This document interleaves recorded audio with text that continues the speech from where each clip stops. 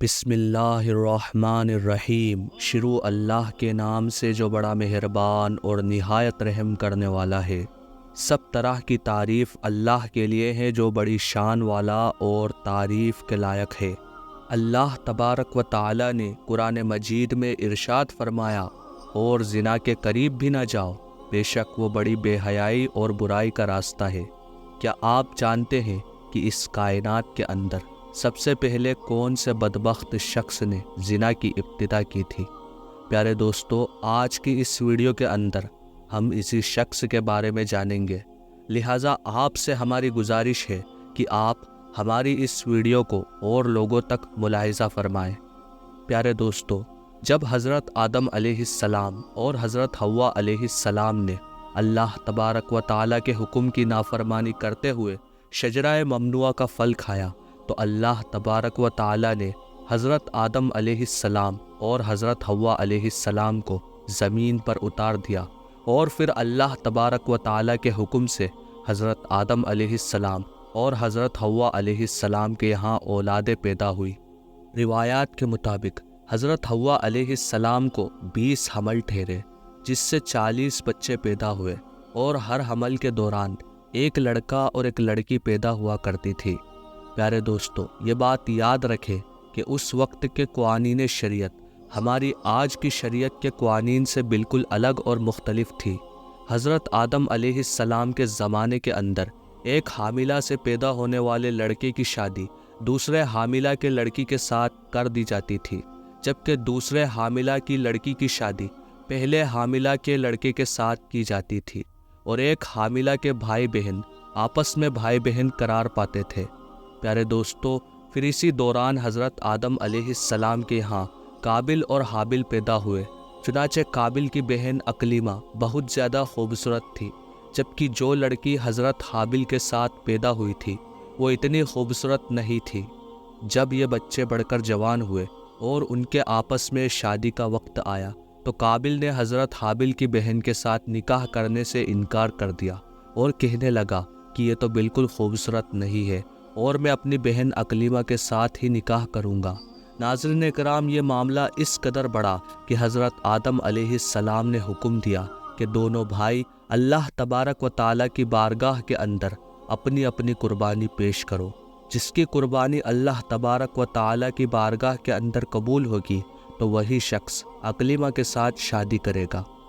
پیارے دوستو، قابل کھیتی باڑی کا کام کیا کرتا تھا، جبکہ حضرت حابل بکریاں چرایا کرتے تھے، جو کہ ایک شفقت اور محبت والا کام ہے۔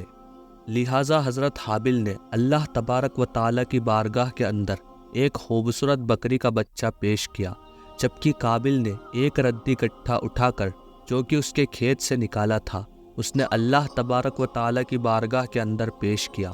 اس زمانے کے رواج کے مطابق آسمان سے آگ اتری اور اس نے حابل کی قربانی کو نگل لیا، جس پر قابل کہنے لگا کہ ضرور میرے بابا حضرت آدم علیہ السلام نے حابل کے لیے دعا کی، جس کی وجہ سے اس کی قربانی قبول ہو گئی۔ پھر قابل نے حضرت حابل کو مارنے کی دھمکی دی تھی۔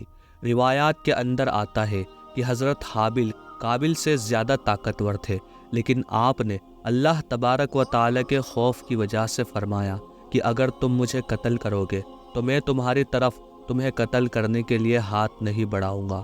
میں چاہتا ہوں کہ قیامت کے دن تم میرے گناہ کے ساتھ آؤ۔ لہٰذا ایک دن قابل نے غصے میں آ کر حضرت حابل کے سر پر پتھر مارا، جس سے آپ کی موت واقع ہو گئی۔ چنانچہ حضرت حابل کو قتل کرنے کے بعد قابل بہت پریشان ہوا، اور حضرت حابل کی لاش کو اپنے کندھے پر اٹھا کر کئی دنوں تک مارا مارا پھرتا رہا۔ پھر اللہ تبارک و تعالیٰ کے حکم سے 2 کوے آئے، اور ان دونوں نے قابل کے سامنے جھگڑا کیا، اور ایک کوے نے دوسرے کوے کو مار دیا، اور پھر اس نے زمین میں گڈھا کھود کر دوسرے کوے کو اس کے اندر ڈال کر اس کے اوپر مٹی ڈال دی۔ قابل نے جب کوے کو دیکھا تو افسوس کرنے لگا کہ میں اپنے بھائی کی لاش کو بھی نہ چھپا سکا۔ پھر اس نے بھی اسی طرح سے کیا، اور قابل کی لاش کو زمین کے اندر دفن کر دیا، اور قابل اپنی بہن اکلیمہ کو لے کر وہاں سے چلا گیا، کیونکہ مسلسل شیطان اس کے پاس آتا رہا اور اس کو اس بات سے ڈراتا تھا کہ تمہارا باپ تمہیں قتل کر دے گا۔ لہٰذا وہ اپنی بہن کو لے کر وہاں سے دور کہیں جا کر وادیوں کے اندر بس گیا۔ محترم ناظرین، اس واقعے کے بعد حضرت آدم علیہ السلام بہت زیادہ غمگین رہا کرتے تھے، اور آپ اللہ تبارک و تعالی سے دعا کیا کرتے تھے کہ یا اللہ تبارک و تعالی مجھے وارث عطا فرمائے۔ اسی دوران آپ کو حضرت شیث علیہ السلام کی بشارت ملی۔ چنانچہ حضرت شیث علیہ السلام جیسے ہی پیدا ہوئے تو حضرت آدم علیہ السلام نے بچپن ہی سے ان کی تربیت پر خاصی توجہ کی۔ حضرت شیث علیہ السلام کو تمام معاملات سے آگاہ کیا، لہٰذا جب حضرت شیث علیہ السلام جوان ہوئے تو حضرت آدم علیہ السلام نے اپنے بعد ان کو مومنین کا خلیفہ مقرر کیا، اور انہیں اس بات کا حکم دیا کہ وہ اپنے بھائی قابل اور ان کی اولاد سے دور رہے، اور مومنین کے اس جواب کو بھی اس سے دور رکھے۔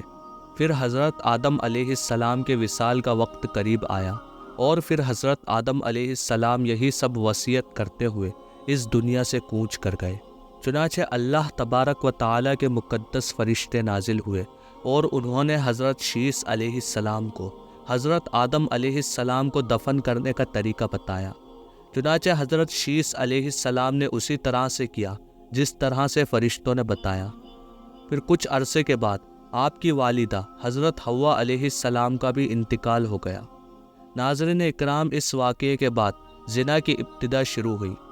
اس کے بارے میں بنی اسرائیل کی روایات کے اندر ملتا ہے کہ قابل اور اس کی اولاد ایک وادی کے اندر رہا کرتی تھی۔ چنانچہ ایک بار شیطان ان کے پاس ایک غلام کی شکل میں آیا اور ان کے پاس اجرت پر کام کرنے لگا۔